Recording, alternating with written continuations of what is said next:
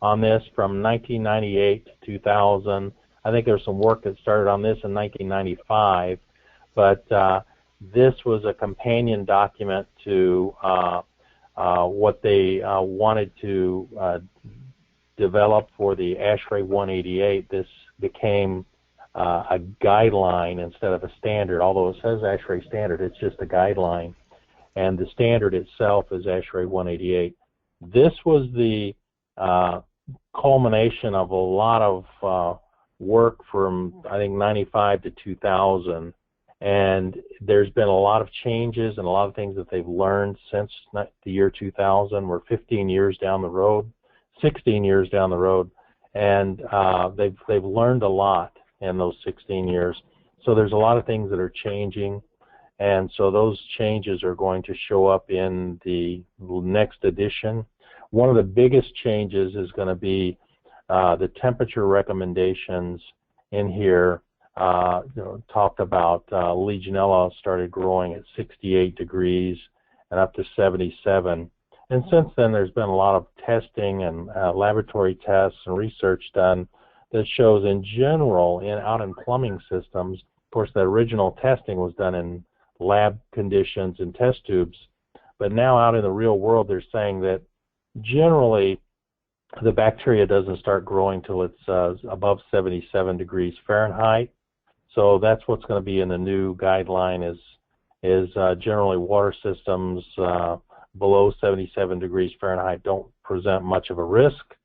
And we did have that discussion yesterday about the bacteria will survive, but it won't multiply at those lower temperatures. And we also talked about publishing a bell curve, because there is an ideal growth range, and as the temperatures get higher, it starts dropping off. So at lower temperatures, it doesn't grow much, and it just survives. And then as you get to the ideal growth temperature, it just kind of ramps up and then back down like a bell curve. So there was discussion about doing that, and somebody said they just want to present it in a column format in a table. And so there was a few things we're tweaking on that, because in the table format they've got goes for temperatures up to 122, it grows slow, and 122 to 131 it grows very slow. I said, well, you got 122 in both places, so you got to fix that. You got to say above 122 or something. So they're fixing those kinds of things. But in general, there's a lot of the things that they're bringing forward from the 188 standard, and some of the things that they developed and worked on during the development of the 188 standard is going to come forward into the new guideline 12. And I have to say, I've got to make a disclaimer that I don't speak for ASHRAE or guideline 12. I can give my observations, but I'm not officially speaking for ASHRAE, and that's one of the things they ask everybody on the committee that talks about these that are in development, that you mentioned that I'm not an official spokesperson. This is not an official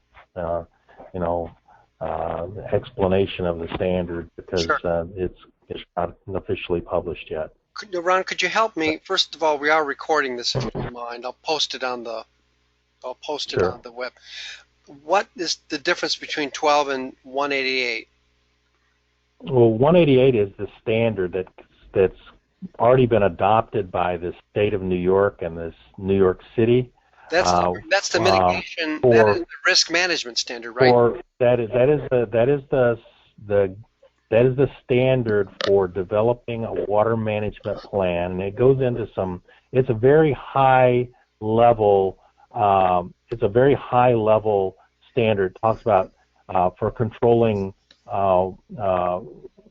legionellosis associated with building water systems. These are the things you need to do, and it goes through some classifications of buildings, and some building types won't need to have a water management plan. But then, once you've gone through the risk categories for buildings, obviously healthcare buildings are high risk, and nursing homes and buildings with people that have suppressed immune systems are going to be high risk. Elderly, smokers, people with if they had organ transplants or on anti-rejection medications, things like that, they're going to be higher risk to get disease. So they're typically more at risk. Then Mike, 188 is an ANSI standard. Guideline 12 is not. Right. Guideline 12 is basically where they can say a lot more, but it's not going to be codified. It's not going to be mandatory. This is just recommendations, whereas the 188 is going to be codified. And basically, 188 says you have to have a water management plan, a water management team, and then you need to evaluate your building to see if it needs to have all of these requirements. And then it says for one of the sources for information on how to put together a water management plan and some of the other detailed information, it just lists Guideline 12 as a source of information along with other documents of the World Health Organization, the Centers for Disease Control, and many other OSHA and regulatory documents that are even worldwide that have information on Legionella and how to control Legionella. Okay. Mike, when we hang up, I will send both of you the British standard on Legionella, 65 pages worth.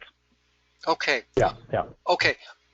Can we back up a moment? Can I ask? All right, so I understand 188, I think, is titled formally Risk Management Standard. So that sounds to me like a template for lawyers. Now, what this is a guideline, not ANSI accredited, and I'm pulling out, you can see my screen here, and when I have to choose my advocacy resources, I have to say, where's the uncrowded space where I actually can be effective? And where we believe we can be effective is getting the manufacturers right under here. We're still going to have to maintain the cooling tower. How can I make it less expensive for us to maintain this cooling tower to mitigate Legionella? And our thinking is that we need this redesigned in here. We need it, so you see this horizontally. Our people are telling us we book man hours just to get access. First of all, I can't stop the man hours it takes to get here, all right? But once he gets here, all kinds of stuff makes his life more difficult. We want the manufacturers, in particular the Cooling Technology Institute, to do something so that if my guy is in there, he's traditionally been in there for 4 hours, can I get his number of hours down to 2.5, for example? And that's a product change we want to make. That's probably a design issue. There's not really they're talking about, on cooling tower, they're talking about water treatment chemical levels, and they don't get into how to clean it, how to maintain it in specifics. They really, on the ASHRAE standard side of things, they're just talking about they're talking about setting up a plan, make sure you have a plan in place, and verifying that you have a plan in place. And when you have a plan, you have to validate that it's working. You have to go out occasionally and validate that the plan's working. Okay, so now you know what that sounds very. I understand what you're saying.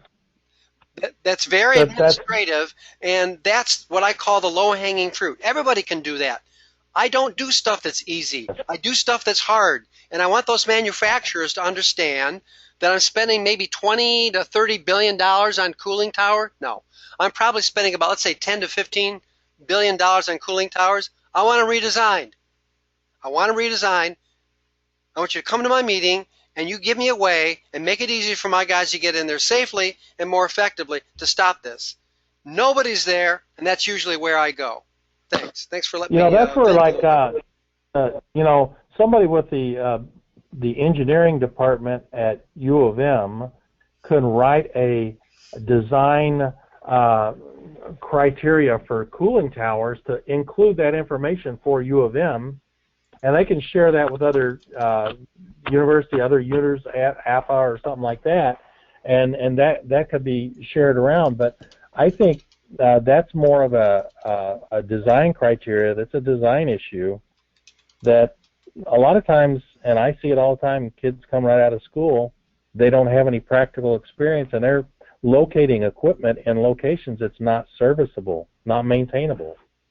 And Okay. that's very important, not just cooling towers, but all kinds of valves that are. I go in facilities all the time. I look up in a 30-foot high mechanical room and I see a valve up there. There's no chain on it. It's just a valve that you got to get a scaffold and build a scaffold to get just to get up there and close the valve off. Right. Yeah. So okay. You get the point. So that's valuable. That's valuable because now I'll go to Dave Carley, who you already know, and I say we're not going to buy any. We're not going to buy any cooling towers unless we're convinced that we have gravity. Yeah. We have gravity That should bringing be water one of the down here design to a location. criteria is make sure that the cooling tower is accessible for cleaning and desludging or whatever they want to call it, and sanitizing easily without extra scaffolding or anything like that. That could be part of the initial construction. Yeah. And make sure they have adequate ladders and access ways, things like that, to get to the basin, and that could be part of that. I know you guys have a approved manufacturers list, and they have a lot of recommended design approaches that Dave Carley was I don't know if he's still doing that or not, but I would think he is. Any new project that's coming up, just make sure that that's part of that list of things that minimizes the amount of work after the fact. Yeah. There's a lot of maintenance access. I see things all the backflow preventers is a real big one. I see backflow preventers across the ceiling of the spaces all the time, and you got to go test them on a regular basis. And so if you got a backflow preventer way high enough space, it's if you don't bring it down to an accessible elevation or provide a platform for it, it's not going to get tested. Yeah, I know. That's so. What we found out is that none of them can meet the criteria. Now we actually have worked through a way. Just so that your backflow is also one of our priorities. We can maybe talk about that at some other point, but we have the maintainability issue here. All we need is to give some manufacturers a kick in the butt. Our problem is we don't think that the solutions that we prescribing right now are not available on the market. And so that's why I don't have the resources and the expertise to do this myself. My hope is that I can, if you know somebody that's in the area here, Ron, who's on this, we can go and approach, oh, look at here. We can approach this organization and say, we got them all. We got all of the manufacturers in one pen. So looky here, folks. In 5 years, I want my cooling tower maintenance for legionella prevention or for managing the water at the lower part of the cooling tower. I want that down to 4 hours. I want you to give me a video of how easy it is to maintain that cooling tower. And when we do that, and we can afford to do the maintenance, we get rid of legionella essentially just by changing the product. And that's been where our advocacy vector has been directed. Right. And no matter what, you can have the best designed system in the world, but if it's not maintained properly and it's not kept at the right temperatures or whatever, it's going to be a disaster. Well, I got to be able to afford it. See, the thing is that now, right. If I can only afford to go out there every 6 months, maybe I can afford to go out there every 3 months now. That's what I want. That's what I want to happen. And then but of course I got to be able to measure how much that I have to be able to measure how effective that has been. And of course we're across, and I'm guessing we're buying $10 billion per year of new equipment like this. Hey, look, this has been always very helpful. You guys get me started talking like this, and they get me excited about what might be possible here. But I guess there is a time constraint. Let me close this part of the recording on Legionella. I think it's good enough. You've explained what 12 is all about, and we understand what 188 is about. So I'll thank you for your time. I'll post this recording on the site, and let me close it right now.